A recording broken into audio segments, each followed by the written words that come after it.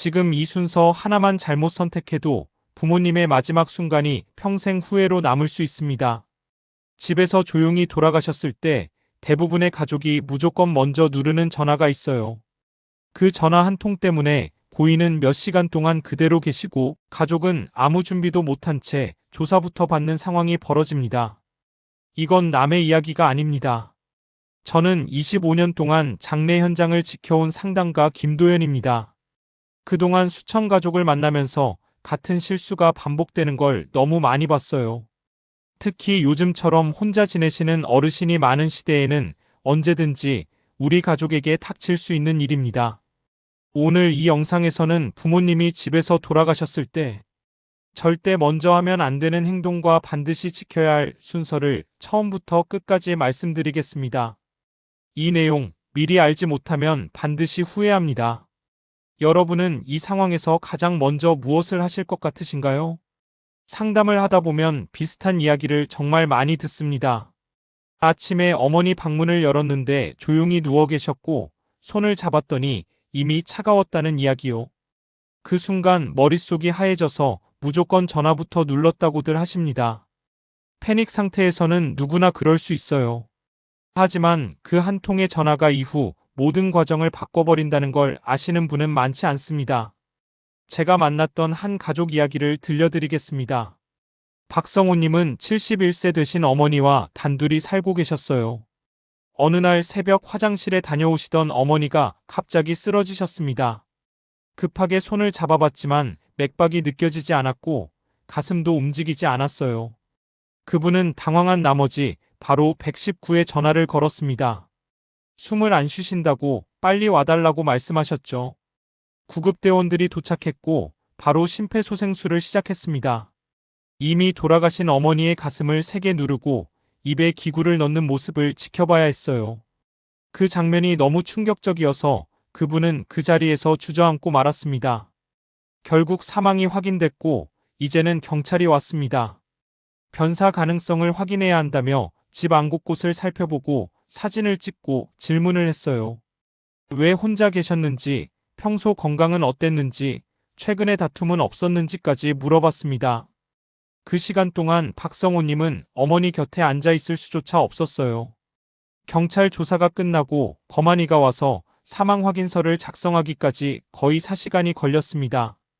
그 사이 어머니는 그대로 바닥에 계셨고 아들은 아무것도 하지 못한 채 복도에서 기다려야 했어요. 나중에 저를 만났을 때 그분은 이렇게 말씀하셨습니다. 어머니 곁에 있고 싶었는데 손이라도 잡고 있고 싶었는데 그럴 시간조차 없었다고요. 무엇보다 어머니가 그렇게 거친 처치를 받는 모습을 본 게 평생 잊히지 않는다고 하셨어요. 장례를 치르고 나서도 그 기억 때문에 밤에 잠을 이루지 못했다고 합니다. 만약 순서를 알았더라면, 먼저 할 일이 무엇인지 알았더라면 어머니와 조용히 작별할 시간을 가질 수 있었을 텐데 하는 후회가 계속됐어요. 이런 이야기를 들을 때마다 이건 슬픔보다 후회가 더 오래 남는 문제라는 걸 느낍니다. 슬픔은 시간이 지나면 조금씩 아물지만 후회는 평생 마음속에 남거든요. 여러분도 비슷한 생각을 해보신 적 있으신가요? 만약 그 순간이 온다면 무엇부터 해야 할지 막막하지 않으신가요? 그래서 오늘 이 영상을 준비했습니다. 구독과 좋아요 부탁드리고 끝까지 보시면 왜 지금 이 순서를 알아야 하는지 분명히 알게 되실 겁니다. 이제부터 정말 중요한 이야기로 넘어가 보겠습니다. 챕터 2 절대 먼저 하면 안 되는 행동들. 많은 분들이 선의로 하는 행동이 오히려 상황을 더 어렵게 만드는 경우가 있습니다. 첫 번째로 가장 흔한 실수는 무조건 119부터 부르는 겁니다. 숨을 안 쉰다고 표현하는 순간 구급대원들은 응급처치를 시작할 수밖에 없어요. 이미 평화롭게 돌아가신 분에게 강한 심폐소생술이 진행되면 몸에 상처만 남고 가족은 그 장면을 평생 잊지 못합니다. 가슴뼈가 부러지는 소리, 입에 기구가 들어가는 모습, 이런 것들이 마지막 기억으로 남는 거예요. 두 번째는 고인을 함부로 움직이는 행동입니다. 옷을 갈아입히고 싶고 자세를 바로 잡아드리고 싶은 마음은 충분히 이해됩니다. 하지만 이렇게 하면 나중에 경찰이나 검안이가 왔을 때 상황 파악이 어려워져요. 변사 의심을 받을 수도 있고 조사 시간이 더 길어질 수 있습니다. 그러니 발견한 그대로의 모습을 유지하는 게 중요해요. 세 번째는 사망 확인 서류 없이 경찰부터 부르는 경우입니다. 집에서 돌아가신 경우 자연사라도 일단 변사 가능성을 확인해야 합니다. 그래서 경찰이 오면 조사가 시작되는 거예요. 가족은 몇 시간 동안 아무것도 못한 채 질문만 받아야 하고 그 사이 고인은 그대로 계셔야 합니다. 이 시간이 정말 길게 느껴져요. 실제로 제가 상담했던 이정숙님의 경우를 말씀드리겠습니다. 78세 남편분이 거실 소파에서 텔레비전을 보시다가 조용히 돌아가셨어요. 저녁 식사를 준비하러 갔다가 30분 만에 돌아왔는데 이미 숨이 끊어진 상태였습니다. 이정숙님은 놀라서 바로 경찰에 신고를 했어요. 집에서 사망했으니 신고해야 한다는 생각에서였죠. 경찰이 도착하고 현장 확인이 시작됐습니다. 소파 주변을 살피고 약 봉지를 확인하고 최근 병원 기록을 물어봤어요. 자연사인지 확인하는 절차라고 했지만 이정숙님에게는 남편이 범죄자 취급받는 것처럼 느껴졌다고 합니다. 질문도 계속됐어요. 평소 술은 드셨는지, 혈압약은 제때 드셨는지, 최근에 넘어지신 적은 없는지 하나하나 대답해야 했습니다. 거만이가 도착하기까지 또 2시간이 걸렸고 그 사이 남편은 소파에 그대로 계셨어요. 이정숙님은 옆에 앉아서 손을 잡고 싶었지만 건드리면 안 된다는 말에 멀찍이 떨어져 있어야 했습니다. 결국 사망 확인서를 받기까지 총 5시간이 걸렸고 그제야 장례 절차를 시작할 수 있었어요. 나중에 그분은 이렇게 말씀하셨습니다. 만약 순서를 알았더라면 먼저 의사를 불러서 사망 확인을 받았더라면 이렇게 오래 기다리지 않아도 됐을 텐데 하고요. 네 번째 실수는 가족끼리 의견이 정리되지 않은 상태에서 급하게 결정을 내리는 겁니다. 장례식장은 어디로 할지, 화장을 할지, 매장을 할지, 며칠장으로 치를지 이런 것들을 차분히 상의하지 않고 한 사람이 일방적으로 정하면 나중에 다툼이 생깁니다. 특히 형제자매가 있는 경우 더 심해요. 나중에 그 순간이 더 큰 상처로 남습니다. 5번째는 장례식장부터 서둘러 예약하는 행동입니다. 요즘은 화장이 대부분이에요. 그런데 화장 일정을 먼저 잡지 않고 장례식장부터 예약하면 문제가 생깁니다. 화장장 예약이 3일 뒤인데 장례식장은 이틀만 사용하기로 했다면 어떻게 하시겠어요? 결국 하루를 더 연장해야 하고 추가 비용이 나갑니다.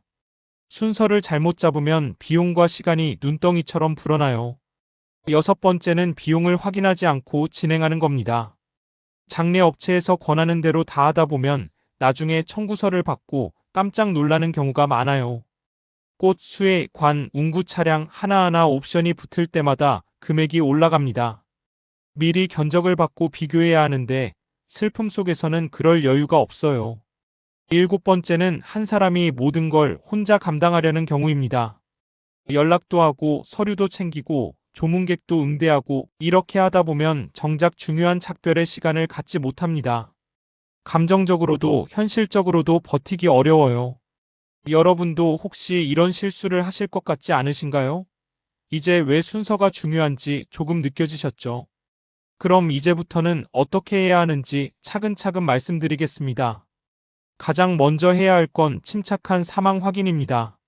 숨을 안 쉬시는 것 같다, 맥박이 느껴지지 않는다. 이렇게 상황을 정확하게 전달해야 불필요한 응급처치 없이 다음 단계로 넘어갈 수 있어요. 119에 전화할 때도 표현을 조심해야 합니다. 이미 돌아가신 것 같다고 말하면 구급대원들이 상황을 이해하고 적절하게 대응해 줍니다.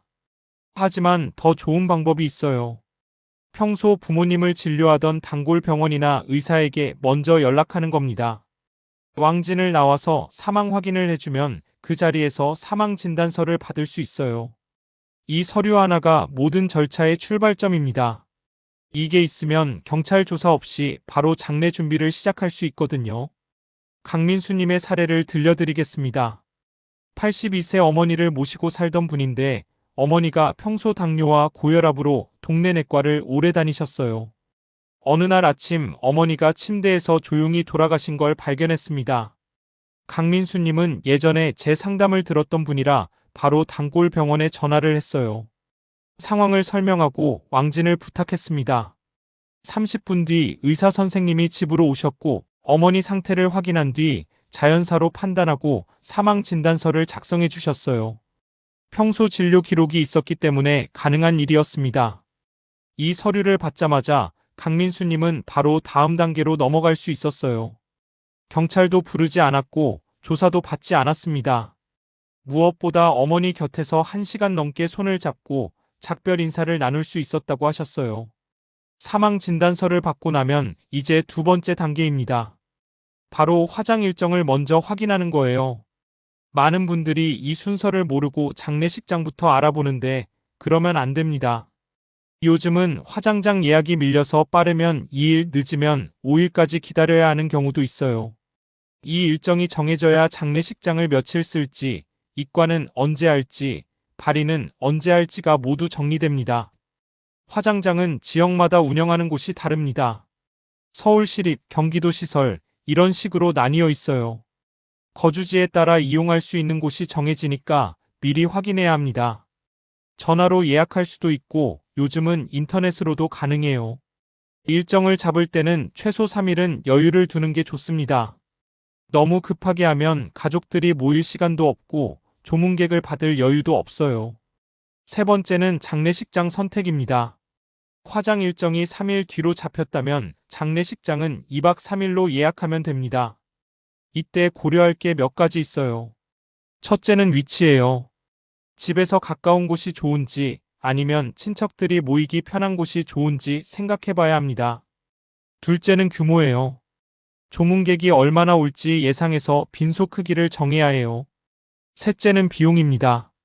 같은 지역이라도 장례식장마다 가격 차이가 꽤 납니다. 기본 사용료 외에 추가되는 항목들을 꼼꼼히 확인해야 해요. 꽃가, 식사 비용, 수혜, 관, 운구 차량, 이런 것들이 다 별도예요. 미리 견적을 받아서 비교해 보는 게 좋습니다. 넷째는 부대시설이에요. 주차 공간, 식당, 안치실 상태, 이런 것들도 살펴봐야 합니다. 장례식장을 정할 때 주의할 점이 있어요. 업체에서 권하는 옵션을 무조건 다 선택하지 마세요. 필요한 것만 골라서 하면 비용을 많이 줄일 수 있습니다. 예를 들어 수의는 비싼 걸로 할 필요 없어요. 화장하면 다 사라지. 관도 마찬가지입니다. 적당한 가격대로 선택해도 충분합니다. 여러분은 장례식장을 선택할 때 무엇을 가장 중요하게 보시겠어요? 챕터 4 반드시 지켜야 할 올바른 순서 2부. 장례식장이 정해지면 이제 네 번째 단계인 가족 역할 분담을 해야 합니다. 한 사람이 모든 걸 다 하려고 하면 무너져요.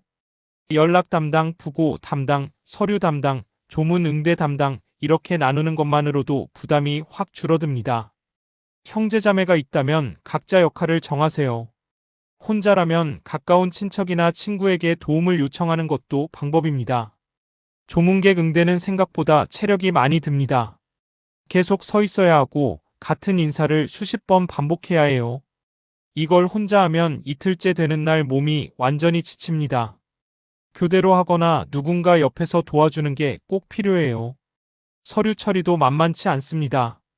사망신고, 화장허가, 납골당 계약, 각종 행정 절차가 많아요. 이것도 한 사람이 다 하려면 시간이 부족합니다. 윤혜진님의 경우를 말씀드리겠습니다. 75세 아버지 장례를 치르는데 오빠와 단둘이서 준비했어요. 처음에는 각자 알아서 하자고 했는데 이틀째 되니까 둘 다 지쳐서 말도 못하는 상태가 됐다고 합니다. 오빠는 조문객 응대하느라 계속 서 있어야 했고 윤혜진님은 서류 챙기고 업체와 연락하느라 밥도 제대로 못 먹었어요. 그러다 보니 정작 아버지 곁에 앉아 있을 시간이 없었습니다. 장례식장에 있긴 한데 아버지랑 대화할 여유가 전혀 없었던 거예요. 발인 당일 아침에서야 두 사람이 빈소에 함께 앉았는데 그때 비로소 울음이 터졌다고 합니다. 그동안 너무 바빠서 슬퍼할 시간조차 없었다고요. 나중에 윤혜진님은 역할을 나누지 않은 게 가장 후회된다고 하셨어요. 만약 친척들한테 미리 부탁했더라면, 조카들한테 심부름을 시켰더라면 조금 더 여유가 있었을 거라고요. 장례는 혼자 치르는 게 아니에요. 도움을 요청하는 게 부끄러운 일도 아닙니다. 오히려 주변 사람들은 도와주고 싶어 하는데 뭘 해야 할지 모르는 경우가 많아요. 명확하게 역할을 부탁하면 기꺼이 도와줍니다. 5번째는 정확한 부고 전달입니다. 요즘은 문자나 단체 카톡으로 많이 보내는데 내용이 명확해야 해요. 고인 성함, 발인 일시, 장례식장 위치, 빈소번호, 이 4가지는 꼭 들어가야 합니다. 정보가 틀리면 헤매는 사람이 생기고 전화 문의가 계속 와요. 한 번에 정확하게 전달하는 게 중요합니다. 부고를 보낼 때 실수하기 쉬운 게 있어요. 장례식장 이름만 쓰고 주소를 안 쓰는 경우에요. 같은 이름의 장례식장이 여러 곳에 있을 수 있으니까 정확한 주소와 전화번호를 함께 적어야 합니다. 또 발인 시간을 애매하게 쓰면 안 돼요. 오전이나 오후가 아니라 몇 시 몇 분까지 정확하게 알려줘야 합니다. 6번째는 입관과 발인 준비입니다. 입관은 보통 발인 전날 저녁이나 당일 아침에 해요. 이때가 마지막으로 고인 얼굴을 뵐 수 있는 시간입니다. 가족들이 다 모여서 함께 하는 게 좋아요. 입관할 때 넣고 싶은 물건이 있다면 미리 준비해 두세요.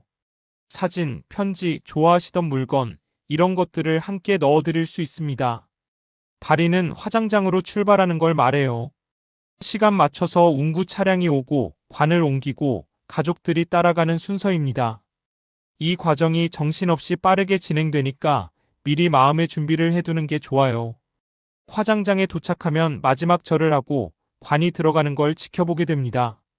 이 순간이 정말 힘든데 가족들이 함께 있으면 서로 의지가 됩니다. 마지막으로 비용 정산과 지원제도 확인입니다. 장례를 치르고 나면 비용을 정산해야 해요. 영수증을 꼭 챙겨두세요. 나중에 장례 지원금을 신청할 때 필요합니다. 국민연금 가입자였다면 장례비가 나오고 기초생활수급자였다면 별도 지원금도 있어요. 회사 경조사비, 보험금, 이런 것들도 확인해 봐야 합니다. 모르고 지나치면 받을 수 있는 돈을 못 받는 경우가 많아요. 장례식장이나 주민센터에 물어보면 자세히 알려줍니다. 서류 준비하는 게 번거롭긴 하지만 몇십만 원에서 100만 원 이상까지 지원받을 수 있으니까 꼭 챙기세요. 여러분은 이런 지원 제도가 있는 줄 알고 계셨나요? 챕터 5 마무리 마이너스 가장 중요한 한 가지. 오늘 이야기 정리해 보겠습니다. 많은 분들이 알고 계셨던 상식은 빨리 전화하고 빨리 움직이는 것이었습니다. 하지만 실제로 중요한 건 속도가 아니라 순서와 마음이었어요. 잘못된 대응은 고인을 힘들게 하고 가족에게 평생 후회를 남깁니다. 반대로 차분하게 준비한 가족들은 슬픔 속에서도 스스로를 지킬 수 있었습니다. 제가 25년 동안 수많은 장례를 지켜보면서 느낀 게 있어요. 정말 잘 치른 장례는 화려한 게 아니라 후회가 없는 장례라는 거예요.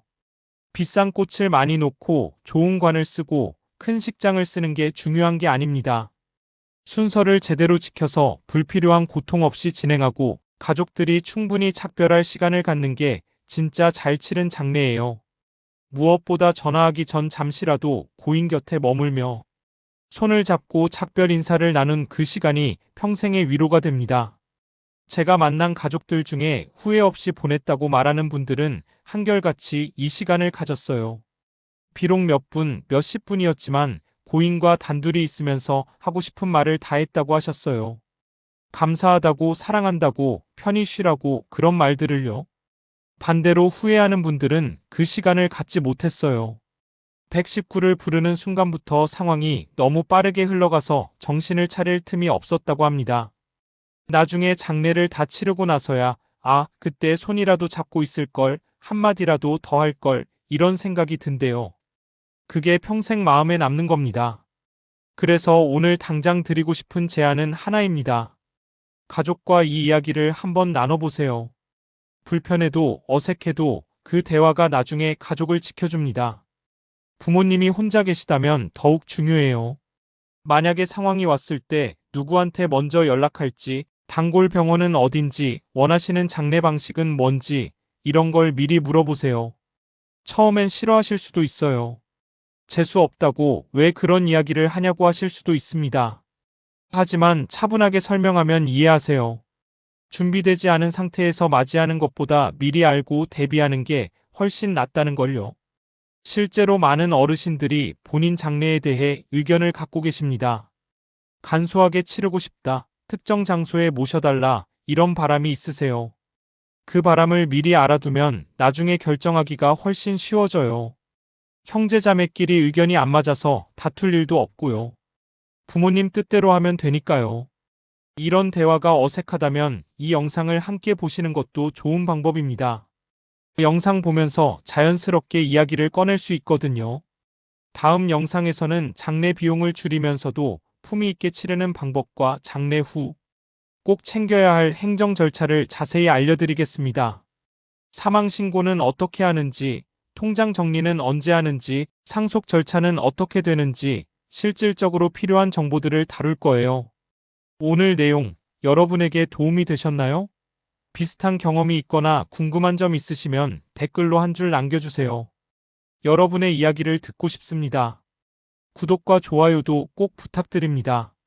다음에 더 유익한 내용으로 찾아뵙겠습니다. 감사합니다.